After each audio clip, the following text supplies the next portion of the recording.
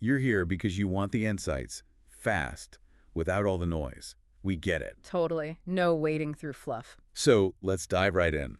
Today, we're looking at something kind of fun, actually, this documented experiment where someone pretended to be a billionaire for a full 24 hours. Yeah, we've basically got the script, the play-by-play of their pretend super rich day. In our mission for this deep dive, to pull out what this tells us, about how we think about wealth versus maybe what it's like even faking it. Exactly. What does this little performance reveal about aspirations, perceptions, maybe even just everyday life? Okay, so it kicks off with waking up, the grand entrance, right? Fluffy robe, fancy lemon water. Except the lemon water was, well, just tap water with a slice of lemon. A bit of attitude, as they put it.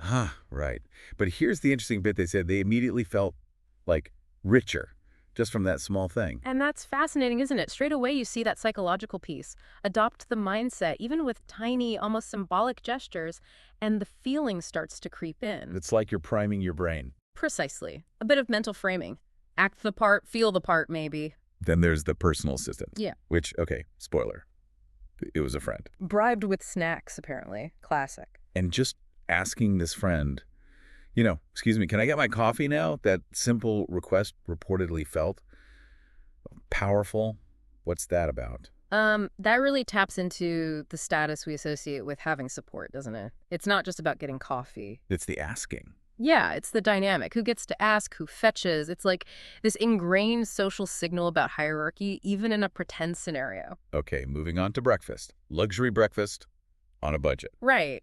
We're talking avocado toast, eggs they cook themselves. And a croissant that might have been, let's say, a bit of a bargain find. Yeah, described as luxury meets reality. That gap. Yeah. It's pretty revealing. How so? Well, it shows how luxury is often portrayed, doesn't it? Very glossy, very effortless. But when you try to recreate it without the actual millions... You see the seams. Exactly. You see the compromises, the budget choices behind the aspirational image. Then it was time for billionaire errands.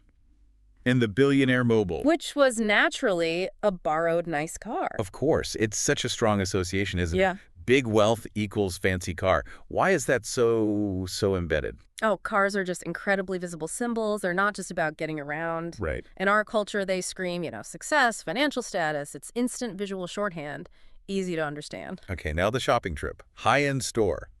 Armed with the billionaire's don't ask the price mindset. Which lasted about 5 minutes, apparently. Yes.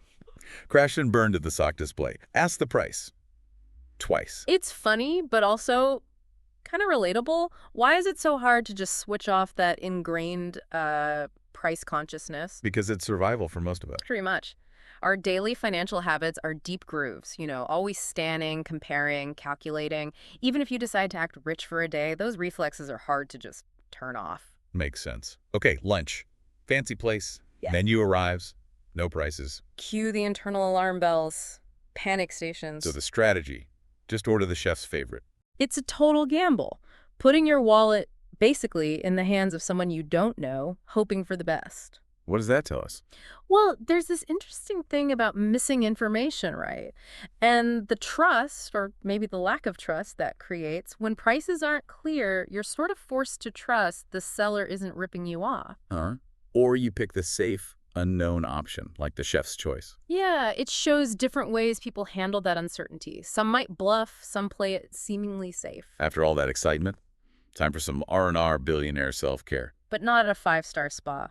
More like DIY spa day. At home, face mask, cucumber slices. YouTube spa music playing in the background. And the surprising thing It was, apparently still felt really luxurious, which led to this thought, maybe the actual super rich are missing out on these simple DIY joys. that's an interesting twist.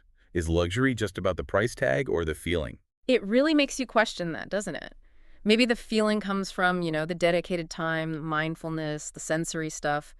Not just the expense. Maybe the intention is a big part of it. The grand finale. Yeah. The pretend billionaire party. Sparkling water standing in for champagne. Potato chips masquerading as caviar. But the key thing was the friends were in on it, playing along, and it sounded like it was just fun. good vibes. So it's the social bit, the performance again. Absolutely. It really underlines how much of our perception of wealth is social. You know, the fun wasn't from real diamonds or vintage champagne. It was the shared joke, the connection, playing pretend together. Maybe that has more value sometimes. So wrapping up this 24-hour experiment, the big conclusions were what? Well, the main one seemed to be being actually rich, probably exhausting, and definitely expensive. The pretending to be rich. Apparently free and pretty hilarious, and you learn stuff. And this final idea, being a billionaire in my soul. What do you make of that? That's quite poetic, isn't it? Billionaire in my soul, it sounds like. An attitude, like feeling abundant or capable, maybe optimistic, regardless of your bank balance. An internal richness. Something like that. A sense of inner value or potential that money can't necessarily buy. Okay, so let's bring it back to everyone listening. This whole thing, it's lighthearted, sure, but it does nudge you to think. The source ended by basically asking, could you handle 24 hours as a billionaire? Or would it just be stressful and you'd want your normal life back fast? It's a really good question to ponder. What parts of that fake billionaire day, sparked something in you? Even a tiny bit. What did that reveal about your own ideas about wealth, about what a good life looks like? Yeah, it makes you wonder how much of feeling rich is like external stuff versus just your state of mind.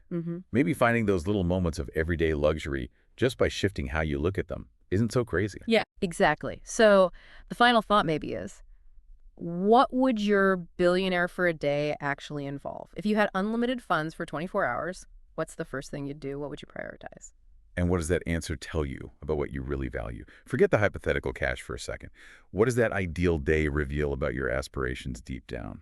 It's just a playful question, but yeah, could lead to some interesting self-reflection.